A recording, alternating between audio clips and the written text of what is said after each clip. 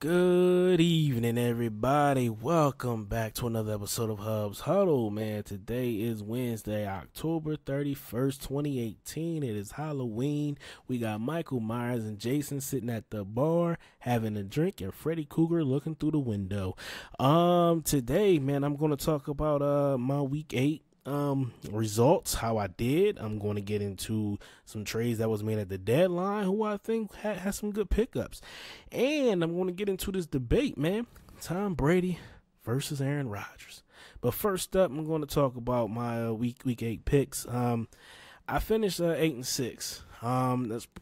It's not, I did well. Last week I was 11-3. The week before then I was 12-3.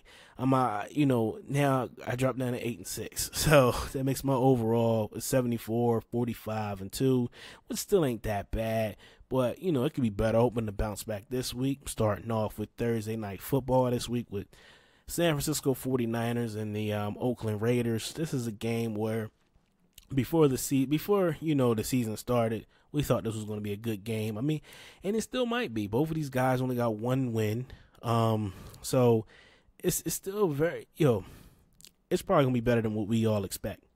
So, you got both of these guys bottom of their divisions. San Fran, huge loss with Jimmy Garoppolo, went out early in the season against Kansas City Chiefs towards ACL.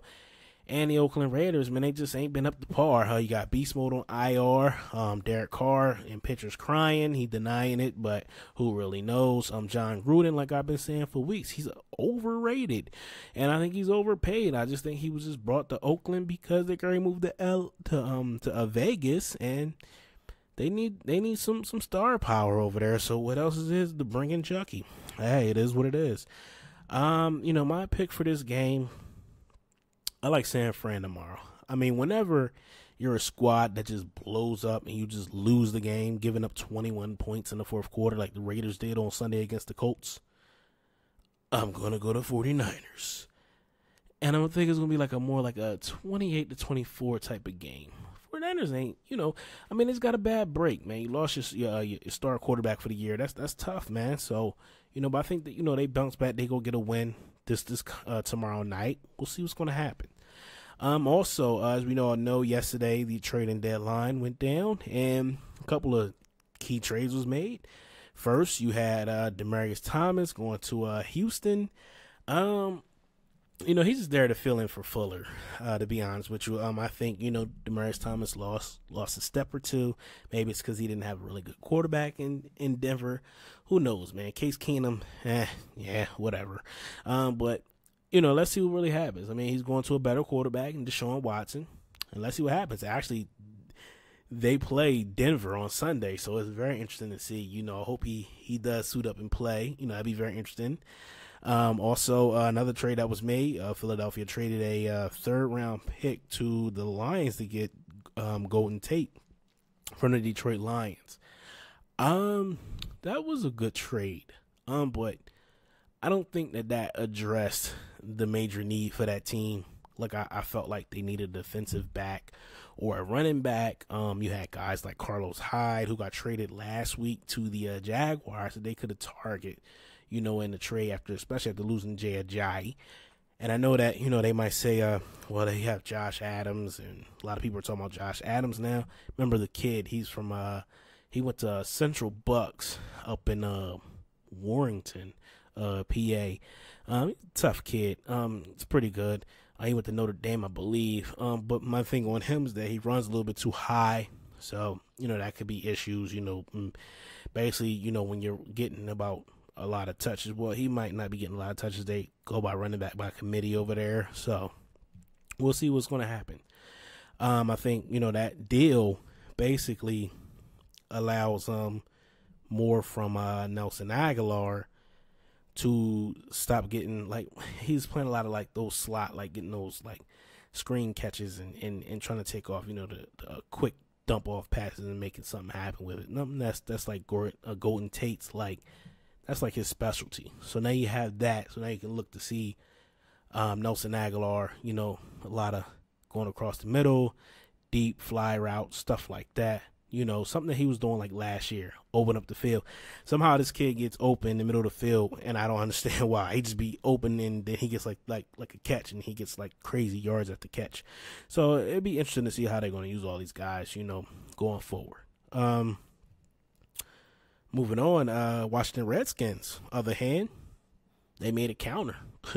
They seen the Cowboys give up a 1 for Amari Cooper, which I think it was too much. But and they seen the Eagles get Golden Tate, so they said, let's shore up our secondary. Call up Green Bay. We get Clinton Dixon here, and bam, our secondary's now better. Got a good run game. Adrian Peterson look like he's about like 26 now. Alex Smith is pretty good. So, hey, what, the Redskins got better as well. So that's interesting, man, to see who's going to go down in that division. So, it's a lot to pan out. See how things are going to shake up in the NFC in general.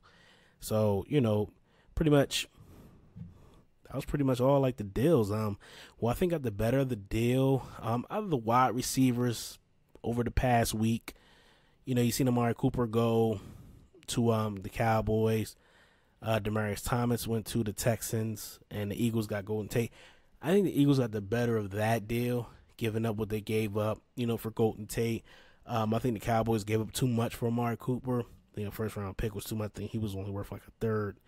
Houston Texans, I'm not sold on Demaryius Thomas. I think he lost a step, and I also think he's a little bit on the soft side. So who knows, man? Like, my reason for that, man, like I said, I seen him play Super Bowl against the Seahawks, and the way he was alligator arming and short arming, passes, didn't really want to catch it. And then there's been games like when they played New England, he just was like, alligatoring it. So I didn't really want that, and I'm so happy that those rumors with New England wasn't interested in him and Golden Tate. They didn't go through. Like, I didn't want neither one of those guys on the team. Like don't get me wrong, Golden Tate a heck of a player, but we already got a slot in Julian Edelman. You feel me? So, it wasn't no real need for Golden Tate.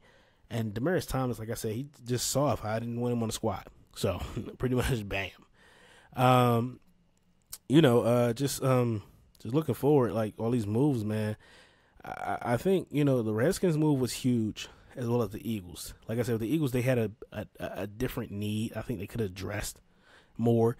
And I'm thinking, like, if Clinton Dix was on the board, Eagles should have made a phone call and tried to get him up out of Green Bay. That would have helped out their secondary. Could have paired him with Malcolm Jenkins. That would have been awesome. But we'll see how these things pan out, man. But moving on, let's talk about this little debate we got going. So, since we're on Patriots-Packers week, it sparked a debate again, over and over. It's been countless hours on social media debating with other people about Aaron Rodgers, Tom Brady.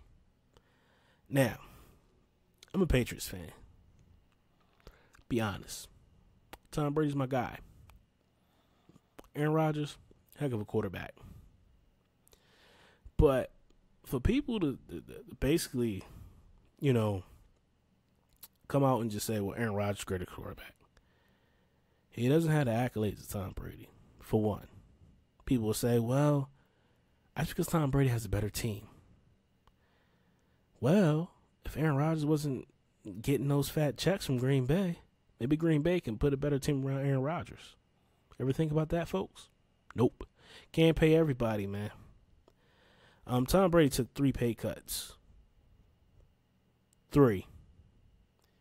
He took those pay cuts so New England can get other guys around him to make the team better. You don't really see that a lot in sports. Tom Brady's the ultimate team player. And whether you hate the man or you hate the team, you got to recognize game.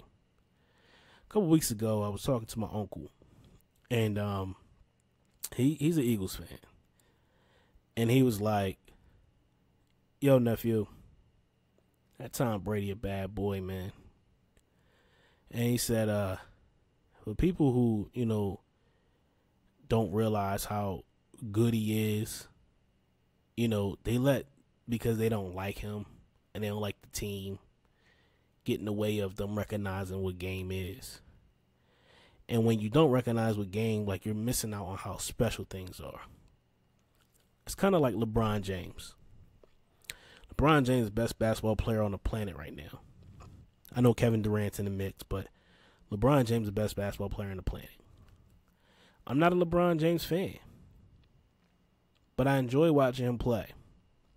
I don't enjoy watching him rip the heart out of the Celtics, but I enjoy watching him play because I recognize, his game. He's good overall. It's same thing with Tom Brady. Like, if I wasn't a fan of New England, I still would be appreciative of what Tom Brady brought to the game and how he plays the game and how he prepares his preparation and how he goes, pre-snap, how his vision is on the field and how he rips apart the defense.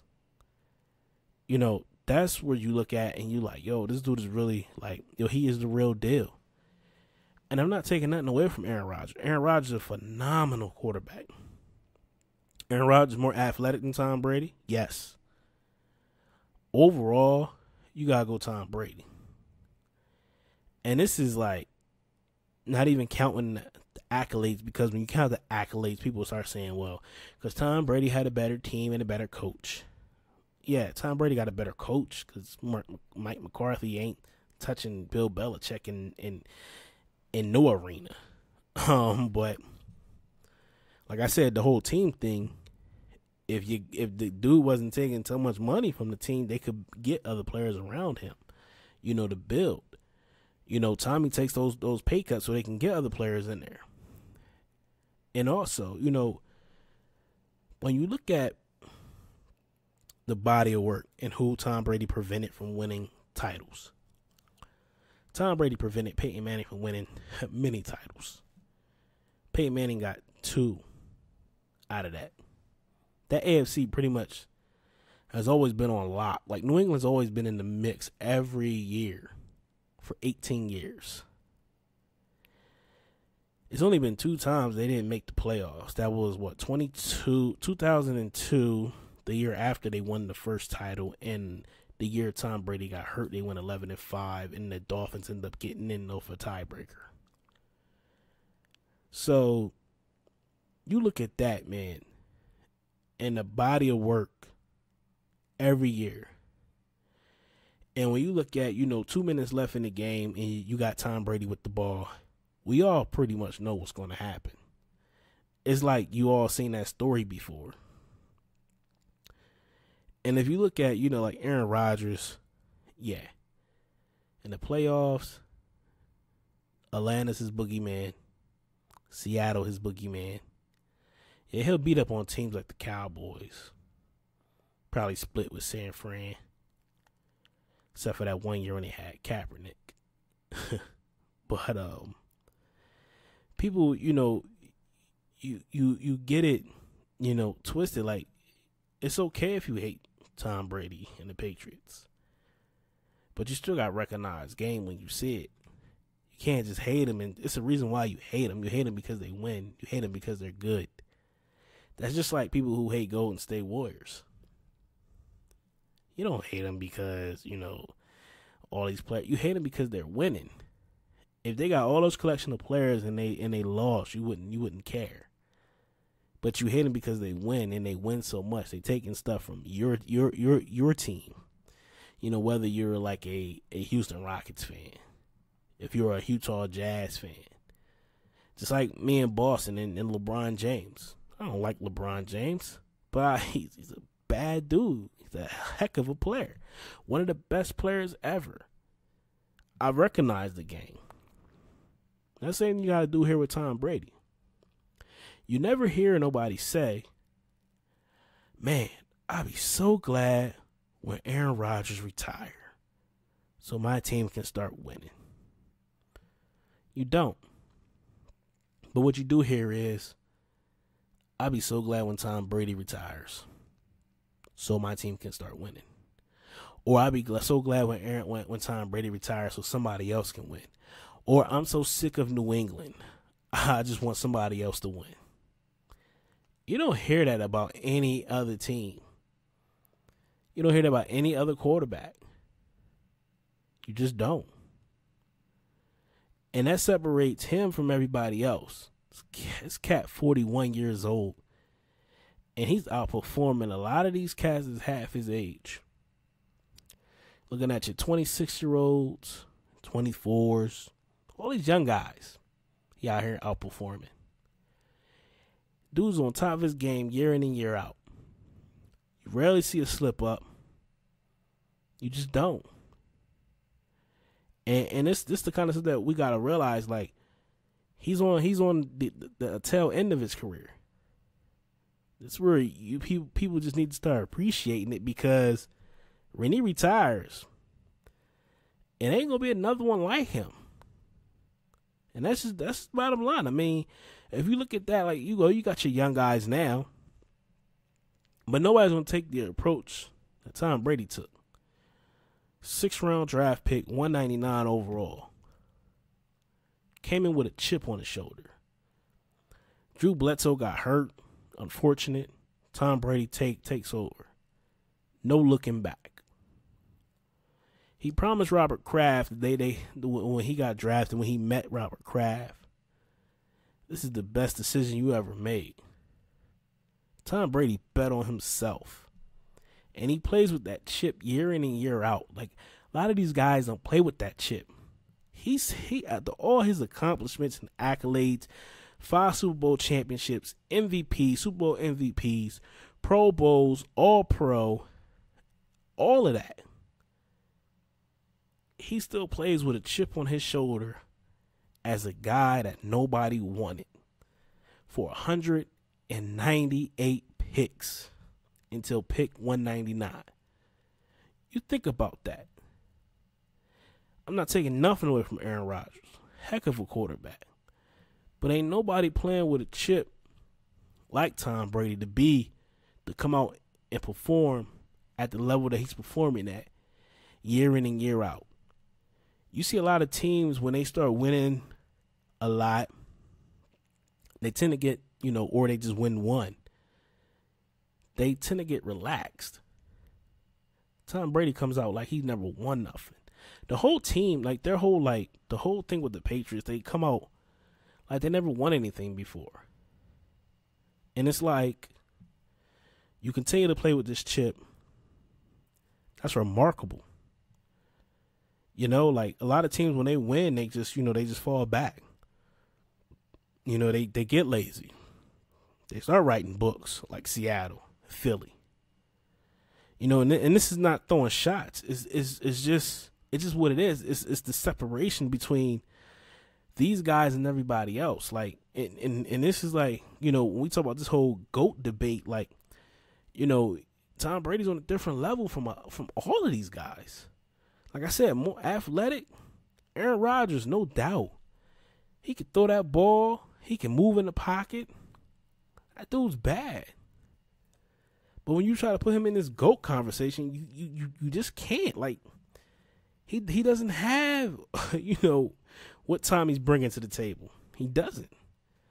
Them Super Bowl wins, everything. MVPs, he doesn't, hey. It is what it is. The longevity, everything. Everybody talk about, the weapons. Like, yeah, Aaron Rodgers played with guys like Greg Jennings, James Jones. I think he did have a guy named James Starks. Some guy named Starks. He was a running back. But he had James Jones. He had Greg Jennings. He had Donald Driver. He played with some good players. Jordy Nelson, Randall Cobb. He played with some good players. Like Tom Brady played with, it's a long list. Like, he didn't hit 72, 71 different targets for touchdowns. He's always played with revolving doors in different positions. It's more, and then we bring up like this whole system talk, which I think is a bunch of crap too. Like, it's just people that makes excuses instead of just saying, all right, well, yeah, he is the greatest. You just won't give it to the man because you hate him. And that's what we need to separate. If you hate him, just hate him. But you can't deny the man for being great. It is what it is. It's always an excuse when there's a hater in the room. But like I said, you never hear nobody say I'll be glad when Aaron Rodgers retire. I'll be glad when Aaron Rodgers is done. But you always hear that about Tom Brady. You think about that, especially you haters, because y'all the main ones that say it. You always say, I'll be so glad when Tom Brady's done. It's the reason why you say it. Because you know he's great, but you don't want to say it because you don't want to admit it. It's okay. It's cool. We're not going to clown you. It's just that you now come into the light. So that's it for me tonight, guys. Just want to talk about that. Get it out there. Join me on Saturday. I'll be going over the rest of my Week 9 picks. Also, check me out, man. I'm on iTunes. Subscribe, like it. Spotify, subscribe, like it. Send me reviews, man. Let me know what's up, man. We counting on that. I want to see what you guys think. Podbean, same thing, baby. Subscribe, like it, review it. Stitcher Podcast, same deal. Google Play Music, search Hubs Huddle. Actually, you can go to Google and just search Hubs Huddle, and it'll show up everything that my podcast is on. So that's all. Check me out, man. Subscribe, like it, share it, tell a friend. Shout out to all my listeners across the globe, United States, UK, Australia, Ireland, Sweden, Canada, all you guys, man, across the globe, man. I appreciate each and every one of you. You guys just keep listening, keep rocking. Follow me on Instagram at Just Hub. No, actually on Instagram at Hubs Huddle. I'm sorry. Twitter at Just Hub. Also, Facebook Hubs Huddle. Check me out. Like the page. And continue to keep rocking with me, you guys. Until next time, Hubs Huddle. Y'all have a blessed evening. And I'll get with you guys later, man. Hubs Huddle, we out, baby.